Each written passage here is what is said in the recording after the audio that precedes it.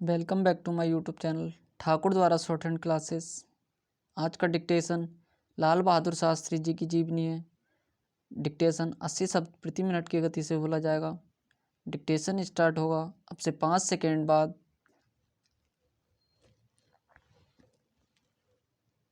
Start. आज भारतीय राजनीति में फैले भ्रष्टाचार और उच्च संवैधानिक पदों के लिए नेताओं के बीच मची होड़ को देखकर यह विश्वास नहीं होता कि देश ने कभी किसी ऐसे महापुरुष को भी देखा होगा जिसने अपनी जीत की पूर्ण संभावना के बाद भी यह कहा हो कि यदि एक व्यक्ति भी मेरे विरोध में हुआ तो उस स्थिति में मैं प्रधानमंत्री बनना नहीं चाहूँगा।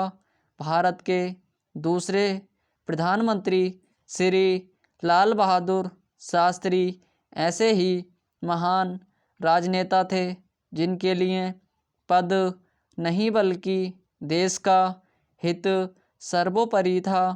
27 मई 1964 को प्रथम प्रधानमंत्री पंडित जवाहर लाल नेहरू की मृत्यु के बाद देश का साहस एवं निर्भीकता के साथ नेतृत्व करने वाले नेता की ज़रूरत थी।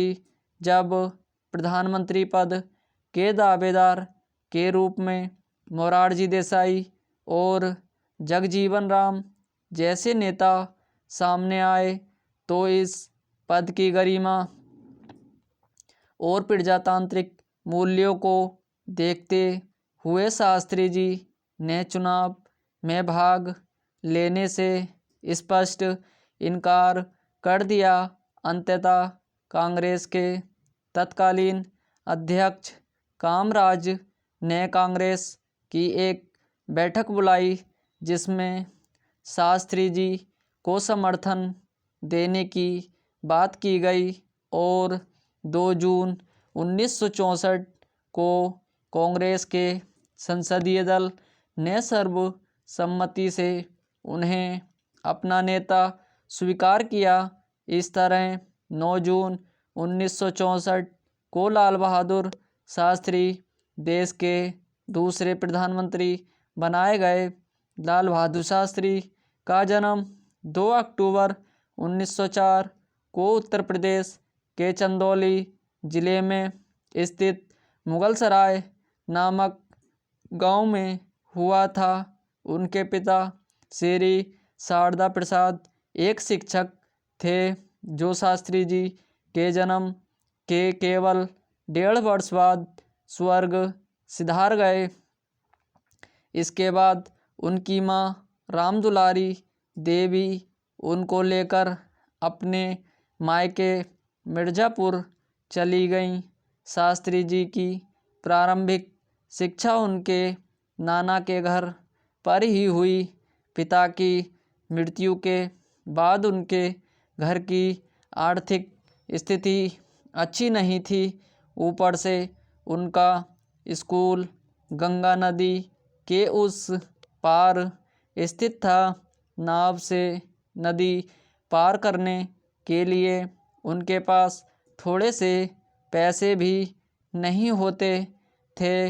ऐसी परिस्थिति में कोई दूसरा होता तो अवश्य अपनी पढ़ाई छोड़ देता, किंतु शास्त्री जी ने हार नहीं मानी। वे स्कूल जाने के लिए तैरकर गंगा नदी पार करते थे। इस तरह कठिनाइयों से लड़ते हुए 6ठी कक्षा उत्तीर्ण करने के बाद आगे की पढ़ाई के लिए वे अपने मौसा के पास चले गए।